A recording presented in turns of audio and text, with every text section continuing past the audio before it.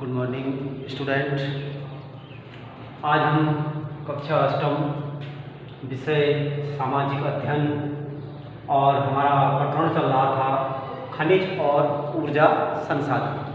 तो हमने इससे पिछले वीडियो में देखा था कि खनिजों के बारे में, इसमें हमने देखा था कि कुछ चट्टानें जैसे अवसादी, कायांतरित, रूपांतरित, इनके बारे में चर्चा करी थी हमने।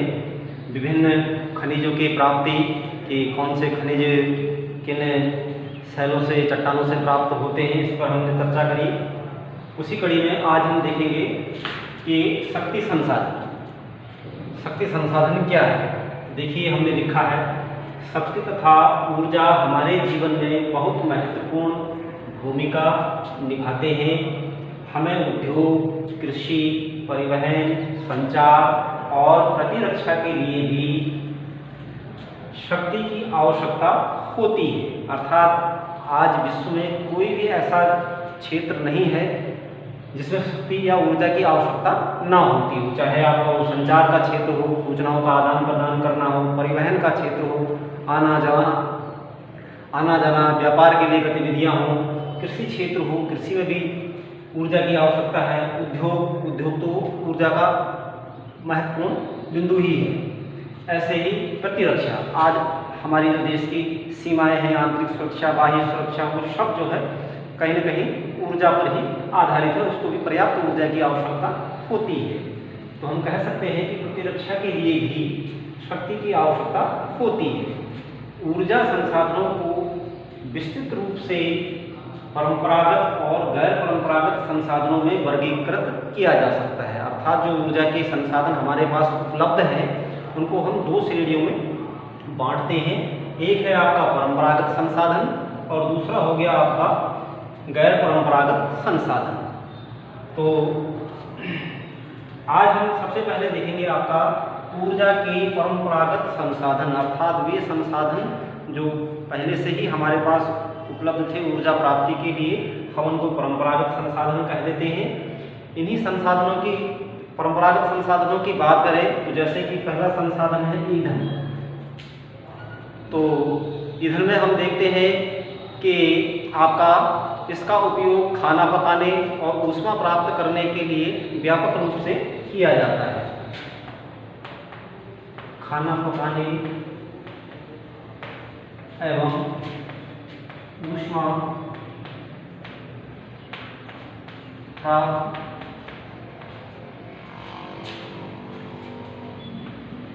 करने के लिए, अर्थात ईंधन के रूप में हम जंगलों से जो विशेष रूप से ग्रामीण परिवेश में लकड़ियाँ इकट्ठी की जाती हैं, कुछ वृक्षों को काटकर तो कुछ उनकी टहनियों को काटकर, और उनका प्रयोग खाना पकाने में और उससे ऊष्मा प्राप्त करने के रूप में किया जाता है। तो परंपरागत संसाधनों का ये पहला क्षेत्र है आपका ईंधन। इसको ध्यान से समझेंगे। ऐसे ही अगला हो गया आपका कोयला। नंबर 2 में देखेंगे आप कोयला। परंपरागत संसाधनों में अगला संसाधन है कोयला। कोयले जैसे हमने पिछले वीडियो में भी देखा था कि कोयला अवसादी चट्टानों में पाया जाता है। एक लाखों वर्षों की निक्षेपण की क्रिया और उसके बाद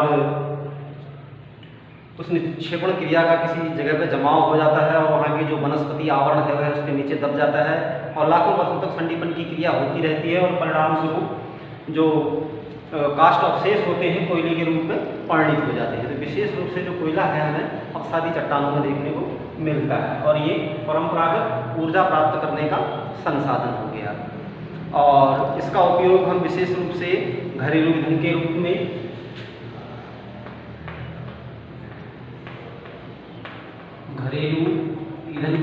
प्रयोग करते हैं। यानी कि हम देखते हैं विशेष घरों में भी खाना पकाने के लिए कोयले का उपयोग करते हुए हम देख सकते हैं। तो इसका एक उपयोग है घरेलू ईंधन के रूप में इसका प्रयोग किया जाता है। ऐसे ही अगला है उद्योगों और विद्युत उत्पादन में। उद्योगों और उत्पादन में।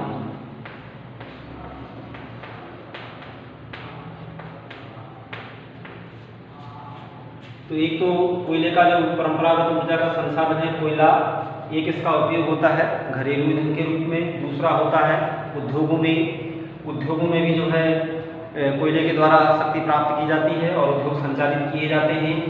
और विशेष रूप से जो ट्रेन है, ट्रेनों में भी इंजनों में भी कोयले का उपयोग करके भाप चालित इंजनों का संचालन किया जाता था। इसके अलावा विद्युत उत्पादन क्षेत्रों में भी जो है संयंत्र संचालित करने के लिए, ऊर्जा प्राप्त करने के लिए कोयले का उपयोग किया जाता है। भारत में तो कुल विद्युत उत्पादन का 75% से अधिक जो विद्युत की प्राप्ति होती है वह आपके कोयले के उपयोग द्वारा ही या ताप ऊर्जा के द्वारा ही प्राप्त होती है। तो ये आपका इसका उपयोग हो गया। ऐसे ही कोयले से, इन क्षेत्रों से कोयले से ऊर्जा प्राप्त की जाती है। विद्युत उत्पादन में कोयले से ऊर्जा प्राप्त की जाती है। तो ये आपका परंपरागत संसाधनों में पहला ईंधन, दूसरा हो गया आपका कोयला, इस पर हमने चर्चा करी। तीसरा हो गया आपका पेट्रोलियम,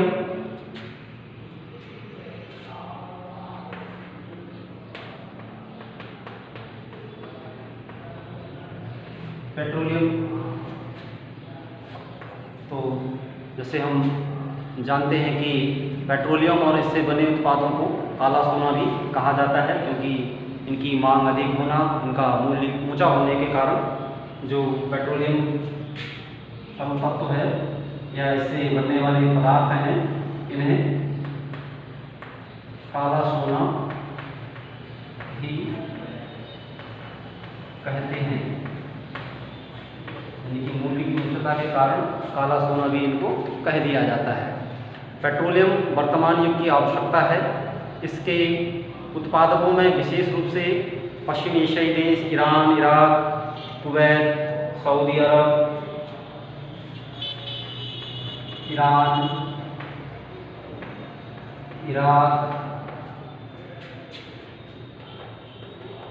कुवैत, सऊदी अरब, ये पेट्रोलियम उत्पादक देश हैं या पेट्रोलियम और उसके बनने वाले पेट्रोलियम पदार्थों के उत्पादक देश हैं। और इसके अलावा संयुक्त राज्य अमेरिका, रूस आदि देश भी विश्व में जो है पेट्रोलियम का उत्पादन या करते हैं।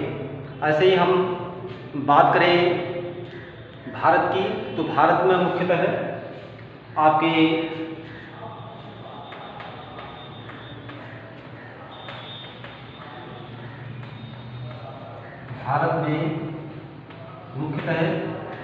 जो पेट्रोलियम पदार्थ मिलते हैं हमें कि आपका हो गया एक मुंबई में बॉम्बे हाई,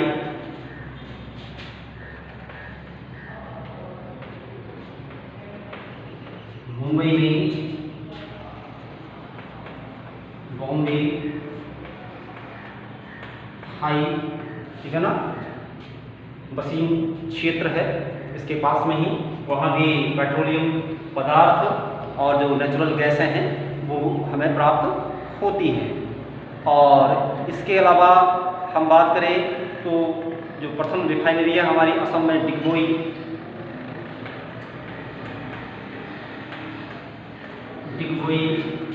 असम, ये भी तेल रिफाइनरी है। यहाँ जो है पेट्रोलियम ऊर्जा संसाधन प्राप्त होता है। इसके अलावा आपका बीना मध्य प्रदेश,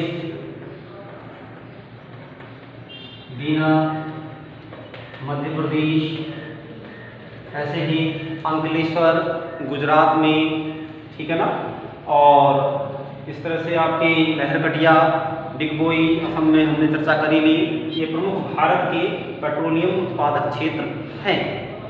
तो आपका परंपरागत संसाधनों में तीसरा हो गया पेट्रोलियम, ऐसे ही हम अगले बात करें तो जल विद्युत की चौथा आपका हो जाएगा